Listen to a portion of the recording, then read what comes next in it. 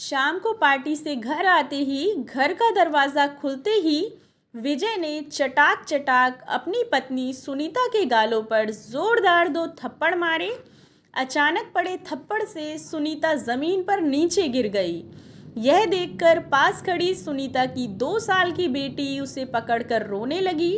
सुनीता ने गालों पर हाथ रखते हुए कहा, विजय, ऐसा मैंने क्या किया है? फिर विजय ने दांत पीसते हुए गुस्से में कहा, सुनीता, तुम्हें मैंने मना किया था ना कि तुम पार्टी में किसी के सामने अपना मुंह नहीं खोलोगी और किसी से भी बात नहीं करोगी। जाहिल गवार कहीं की, जरा भी शर्म नहीं आती? अचानक पड़े थप्पड़ से सुनीता सकपका गई और उसकी आंखों में आंसू आ गए। उसे समझ नहीं आ रहा था कि आखिर गलती क्या हुई। रोते हुए काफ़ी धीमी आवाज़ में उसने दोबारा कहा, लेकिन मैंने किया क्या? विजय ने गुस्से में तमतमाते हुए कहा, अच्छा किया क्या? क्यों कहा कि मुझे अंग्रेज़ी में आपकी बात समझ नहीं आई, आप हिंदी में पूछें तो मैं आपको बता सकती हूँ। तब सुनीता को ध्यान आया कि उसने विजय के साथी अफसर की पत्नी के साथ हिंदी में बात की थी, क्योंकि सुनीता को अंग्रेज़ी बोलनी नहीं आती थी। गांव के कॉलेज से बीए पास सुनीता की शादी उसके पिता ने विजय से करा दी, जो एक सरकारी अफसर था। सुनीता के पिता किसान थे और उसकी मां सामान्य गृहिणी थी। सुनीता अपने माता पिता की इकलौती बेटी थी। विजय के घर वाले भी दहेज के लालच में आकर शादी के लिए तैयार हो गए। रंग, रूप और गुण से सुंदर सुनीता बहुत ही व्यवहारिक और सामाजिक स्त्री थी। इसके विपरीत विजय व्यवहारहीन और अहंकारी व्यक्ति था।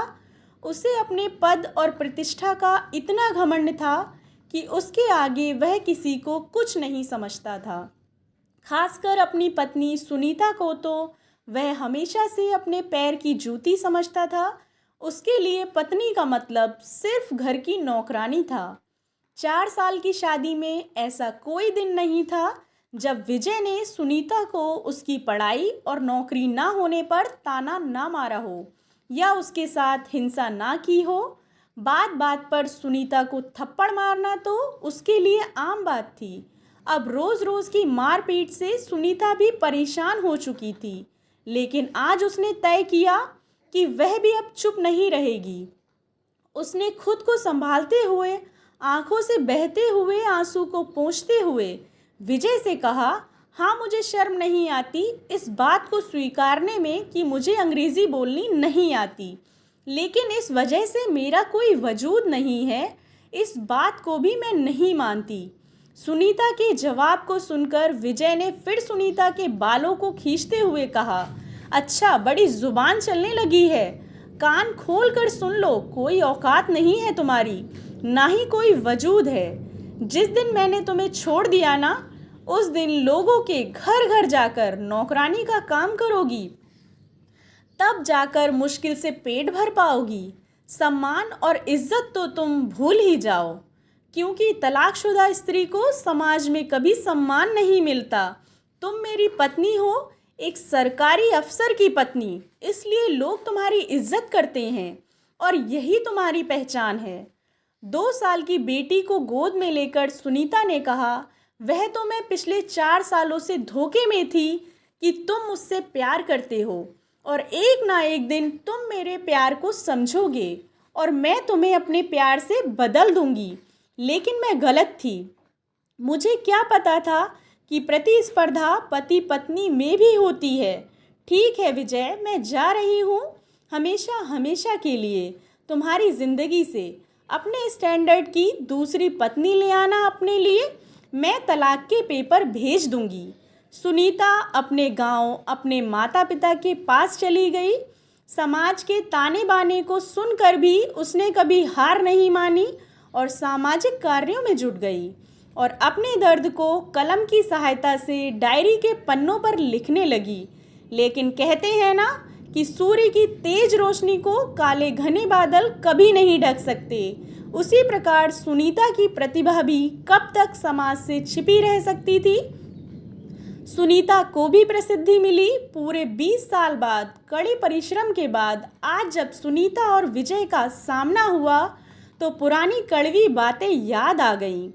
भीड़ से पूरा सभागृह तालियों से गूंज रहा था, क्योंकि आज सुनीता की उपलब्धियों के सम्मान में उसे राष्ट्रपति से महिलाओं के सामाजिक सुधार एवं उनके लिए स्वरोजगार पैदा करने के साथ साथ घरेलू हिंसा की शिकार महिलाओं को न्याय दिलाने एवं उनकी शिक्षा के लिए जागृत करने के लिए पुरस्कार मिलना था। भीड़ में आज विजय भी नजरें झुकाए हुए, हाथ पीछे बांधे लाइन में खड़ा हुआ था। विजय को आज समझ में नहीं आ रहा था कि जिसे वह गंवार समझता था, दरअसल वह तो बहुमुखी प्रतिभा की धनी थी, समाज में प्रसिद्ध लेखिका और समाज सुधारक है, जिसका सब सम्मान करते हैं। आज उसे आगे बढ़कर बधाई देने में भी संकोच हो रहा था। तभी एक पत्रकार ने आगे बढ़कर सुनीता से सवाल पूछा कि मैडम, आपके मन में सामाजिक सेवा का ख्याल कैसे आया? आप अपनी सफलता का श्रेय किसे देना चाहेंगी? जैसा कि हम सब जानते हैं कि परिस्थितियों से बड़ा कोई गुरु नहीं होता। कठिन परिस्थितियां हमें मजबूत बनाती हैं। इसलिए आज मैं उस व्यक्ति का दिल से आभार व्यक्त करना चाहूँगी जिसने मुझे अपने जीवन और घर से मुक्त कर मेरे स्वाभिमान को जगाया। वह व्यक्ति मेरे जीवन के ऐसे गुरु हैं जिनके घावों ने मुझे नई दिशा में कुछ कर गुजरने के जुनून को जगाया। बेशक माता पिता का आशीर्वाद और साथ मुझे मिला, इसलिए मैं उनका आपके माध्यम से धन्यवाद करती हूँ और साथ ही हर स्त्री पुरुष से कहना चाहूँगी कि हमारी सफलता में हमारी भाषा बाधक नहीं बन सकती। सफलता के लिए बस सच्ची लगन और जुनून की ज़रूरत होती है। थोड़ी देर बाद मौका मिलते ही विजय सुनीता को अकेला देखकर उसके सामने आकर खड़ा हो गया और कहा, सुनीता, अपनी गुड़िया कैसी है? अब तो बड़ी हो गई होगी। सुनीता ने कहा, मेरी बेटी बिल्कुल ठीक है। ऐसा क्यों कह रही हो? वह मेरी भी बेटी है। मुझे माफ़ कर दो, मैं तुम्हारी अहमियत नहीं समझ पाया। तुम्हारे जाने के बाद मैंने अपने ऑफिस की महिला साथी अफसर से शादी की, 2 बेटे भी हैं, लेकिन मेरी कोई इज्जत नहीं है। मेरी पत्नी मुझे बात बात में बदनाम करने और मेरा कैरियर ख़त्म करने की धमकी देती है और मैं चुपचाप सुनता हूँ, क्योंकि मैं कुछ नहीं कर सकता। चुपचाप खड़ी बातों को सुनती सुनीता ने आखिर में कहा, मैं असहाय लोगों की मदद करती हूँ, लेकिन आप तो खुद सक्षम हैं। मैं आपकी कोई सहायता नहीं कर सकती। और वह अपनी बेटी के साथ वहाँ से चली गई। विजय आज नजरें झुकाए चुपचाप सब कुछ सुन रहा था, लेकिन आज कुछ भी कहने की स्थिति में वह बिल्कुल नहीं था और सुनीता को जाते देख रहा था, क्योंकि वह आज मजबूर था और सुनीता आज मजबूत थी।